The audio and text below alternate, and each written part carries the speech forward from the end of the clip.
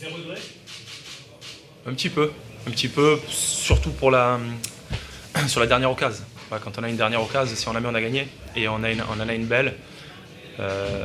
Maintenant, le joueur qui a cette dernière occasion a tellement donné pendant la rencontre qu'on peut comprendre qu'il manquait un peu de lucidité. Voilà.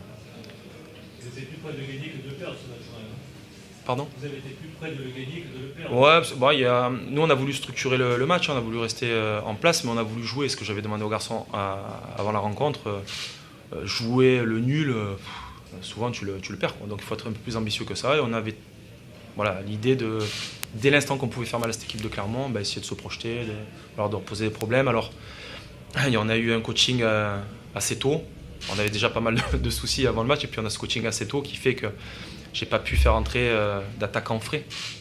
J'ai exposé mon deuxième attaquant très tôt, et je pense qu'avec un attaquant frais sur la fin de match, on aurait peut-être plus de chance. C'est l'enthousiasme. Ouais, c'est une équipe, c'est des garçons qui viennent des divisions inférieures pour beaucoup, mais qui ont montré qu'ils avaient le niveau. Alors, ce que je leur disais dans le vestiaire sur un match, et puis la saison elle va être longue. Moi, je considère que ce match-là était le dernier de nos matchs de préparation, et que maintenant, il faut rentrer. On n'a plus d'excuses. On aurait pu en avoir éventuellement ce soir, mais là, on n'a plus d'excuses. À nous maintenant d'aller faire de belles performances à Bourg et contre le Havre à domicile. Physiquement, vous avez pas explosé? Non, on est resté positionné. Voilà, on a été prudent aussi.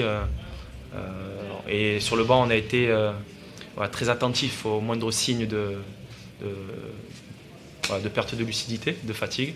C'est pour ça que j'ai fait ces coachings-là. C'est des coachings pas tactiques, c'est des coachings pour gérer l'état physique des garçons, mais ils ont bien tenu, effectivement. Ouais. Est-ce que tu as été surpris de la prestation? Je ne sais pas, pour moi j'ai été surpris, en tout cas, ça par exemple mon collègue, mais la prestation de fait, est-ce que toi aussi ça a été ton cas? Surpris d'un point de vue plus, non, parce que moi je les vois tous les jours à l'entraînement, les garçons, je sais qu'il y a de la qualité, je connais cette division aussi. Il nous manque un petit peu pour exister dans cette division, quelques retouches qu'on va devoir faire, mais si on garde cette structure générale-là, cet état d'esprit-là, mais je suis persuadé que ce sera le cas, on va exister. Hein, on va exister tous les matchs. Alors après, on ne les gagnera pas tous. C'est le vrai visage du PFC déjà qu'on a vu ce soir. Ça se joue aussi à l'énergie, un match comme celui-là. Est-ce que vous n'êtes pas à l'inverse d'un sur-régime? Non. Voilà, c'est moi. Je recherche et je veux qu'on mette de l'intensité dans les matchs, et ça sera dans tous les matchs qu'on mettra de l'intensité.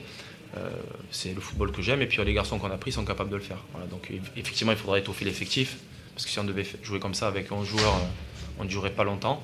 Mais on va étoffer l'effectif et on va demander de l'intensité dans les matchs. Ça, c'est certain, parce que même s'il n'y a pas énormément de monde dans le stade, il y a des gens qui viennent, qui paient, qui aiment cette équipe, et on veut leur donner du plaisir, tout simplement. Est-ce que c'était la meilleure manière de voir la saison? La meilleure manière, ça aurait été de gagner à la 94e minute sur l'action de Mandouki. Combien de fois je lui ai demandé de croiser quand il était dans ces zones-là. Après, il a fait un match quasi parfait. S'il avait marqué là, je crois que c'était le match, vraiment le match parfait.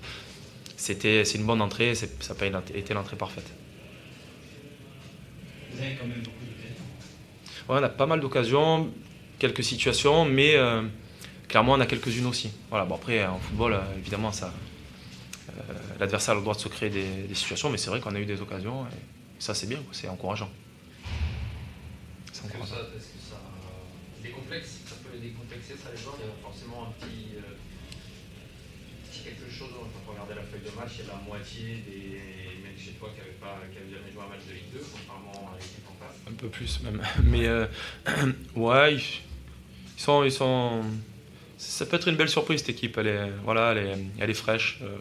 Ouais, c'est vrai qu'on sentait qu'il y avait un peu de pression sur les derniers entraînements là, mais complexe de manière générale, je crois pas. Ouais, il y a quelques garçons qui ont connu la Ligue 2 qui sont rassurants dans le groupe, et puis le staff on veille aussi à faire en sorte que on voit les joueurs adverses, avec tout le respect que j'ai pour eux, on n'a rien à leur envier, quoi. Voilà. Petite anecdotique, mais ce matin dans l'équipe, il y avait marqué le nom de l'ancien coach. Est-ce que cela vous a critiqué? Ouais, on m'en a beaucoup parlé. On m'en a beaucoup parlé. Bon, déjà, j'en profite pour dire que j'ai pensé à Reginaldo aussi. Avant le match, je me suis permis de. On s'est contacté, on s'est eu d'ailleurs, parce qu'il il a fait du bon boulot. Ça, c'est important. Après, qu'il y ait eu son nom dans l'équipe, moi je pense que c'est ce que vous appelez une coquille dans la presse. Donc chacun a le droit de faire des erreurs. Ça arrive à certains de nos joueurs, ça peut arriver aussi à un journaliste.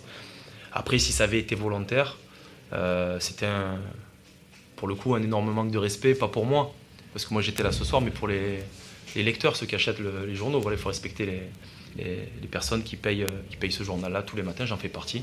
Mais moi je suis persuadé que c'est une coquille. Voilà. Les nouvelles de Joe Koundé qui est sorti. On en saura plus demain. C'est un joueur qui est important, déjà. Et on ne l'a pas eu pendant une grande partie du match. Et ça, c'est peut-être aussi la clé. Voilà, on aurait peut-être remporté s'il était resté plus longtemps sur le terrain.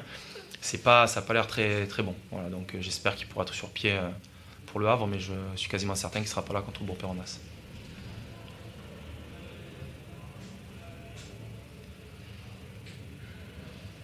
C'est bon ? Merci à tous. Allez, bonne soirée. À bientôt.